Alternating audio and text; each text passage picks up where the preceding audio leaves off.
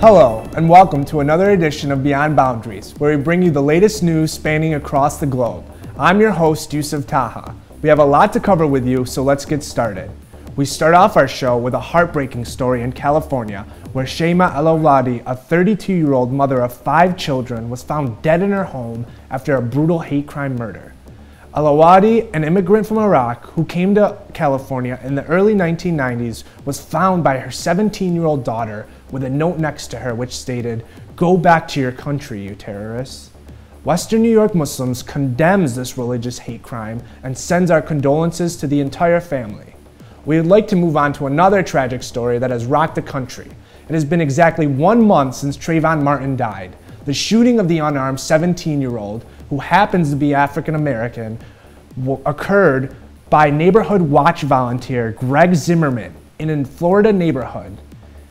The incident has renewed the national conversation about race relations, gun laws, and even how young men dress. It has sparked a national furor that has burned all the way to the White House, prompting President Barack Obama last week to call for national soul searching to discover how something so tragic could happen. The social unrest continues Monday with rallies planned in cities spanning from Pittsburgh to San Francisco.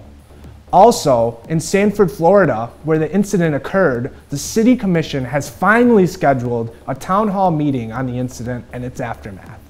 Moving on to international news, a NATO official has stated that 2 service members shot dead by a man in Afghan uniform were British soldiers. The NATO official spoke anonymously because the information had not been confirmed. The attacker was then shot dead by coalition forces, according to a statement by NATO. The attack appears to be the latest in a string of so-called green-on-blue attacks in which Afghani security forces have turned on their international colleagues and mentors. Such attacks have been increasingly common over the past year, particularly since the burning of Qurans at a US base in February. We move now to Israel, where the country said on Monday that it severed contacts with the UN Human Rights Council after its launch last week of an international investigation into illegal settlements into the West Bank. The decision announced by a foreign ministry spokesman meant that the fact-finding team the council planned to send to the West Bank will not be allowed to enter the territory or Israel. In other news out of Israel today, Hana Shalabi has entered her 40th day on a hunger strike after an Israeli military judge denied her appeal and continued her detention as an administrative detainee.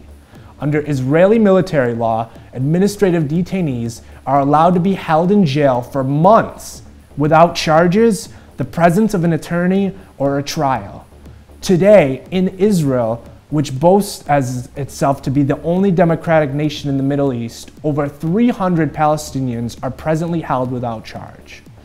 We go to Pakistan now, where the foreign minister, Hana Shalabi, says an apology by the US government for the NATO airstrike that killed 24 Pakistani soldiers would not satisfy the Pakistani government, and the attack demanded a reassessment of Islamabad's partnership with the US.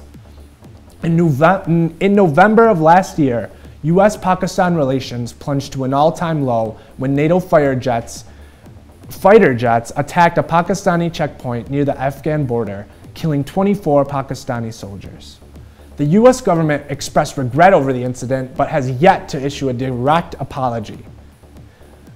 This announcement comes amid Pakistan's parliament, which is expected this week to debate a committee's recommendation that the United States stop drone strikes inside its territory and apologize unconditionally for airstrikes last year.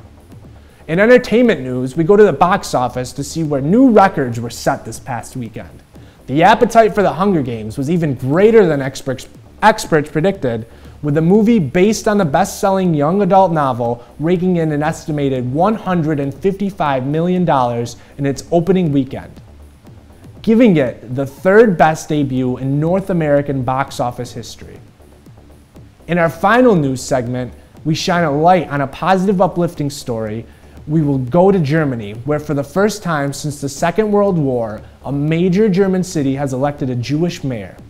Peter Feldmann of the Social Democratic Party of Germany was elected after receiving 57% of the vote. Frankfurt is home to a very active Jewish community. Before the rise of the Nazis, the Jewish community was the 2nd largest after Berlin. The city even had a Jewish mayor in 1924 who was switched in the 30s after Hitler's rise to power. Congratulations, Mr. Feldmann, after showing that even in a nation's darkest period, people are able to rise up and change for the better. You serve as an incredible role model for the rest of the world. Thank you for another edition of Beyond Boundaries, where we find you the latest news beyond all borders.